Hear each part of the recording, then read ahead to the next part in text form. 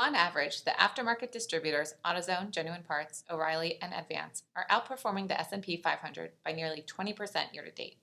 I want to take a few moments to explain why these stocks have outperformed and why we consider these products to be uniquely positioned.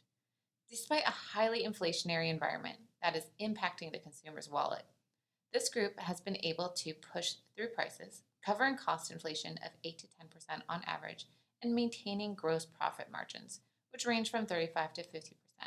This is because automotive replacement parts are mostly non discretionary and demand is highly inelastic. People need their cars to complete non discretionary tasks, such as getting to work, dropping off their kids, etc. Further, cars are often the second largest purchasers that a consumer might make next to buying a home. So, for a person doing their own work on a car, a do it yourselfer, an average basket is around $35. To pay an extra $3 to $4 on a purchase that might happen once or twice a year at max, that really isn't a huge cost relative to not having a working car. Similarly, a repair shop's average cost might be around $80. They can push through the $8 as their customer will most likely pay the additional expense to keep their car on the road.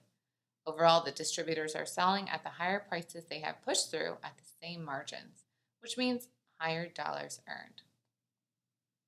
Three remaining dynamics are important in the current environment: inflationary pressures on the consumer that drive aftermarket demand, supply chain issues that reduce the ability to buy a new car, and lastly, falling gas prices.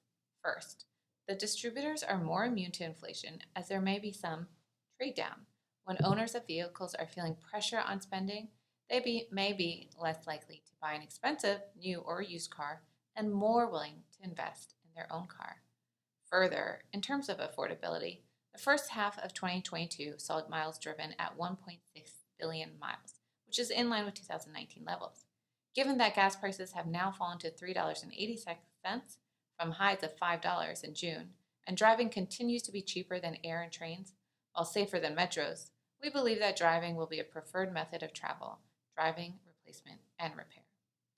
Lastly, even if an owner were interested in a new car, SAR has fallen from 2019 levels of 17 million to close to 13 million, as new vehicle production has slowed in response to supply chain issues. Used vehicle sales are down around 13%, or an additional 4 million, while prices are up 20%, nearing $30,000. Many owners do the math and choose to invest in their car relative to buying during these levels. This provides a 3 to 4% boost to the aftermarket, as it pushes owners to maintain their own vehicles.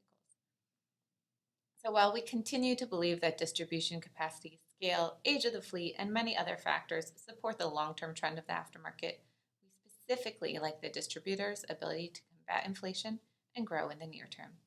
Investors should carefully consider the investment objectives, risk, charges, and expenses of the fund before investing. The prospectus, which contains more complete information about this and other matters, should be read carefully before investing. To obtain a prospectus, please call 1-800-Gabelli or visit www.gabelli.com.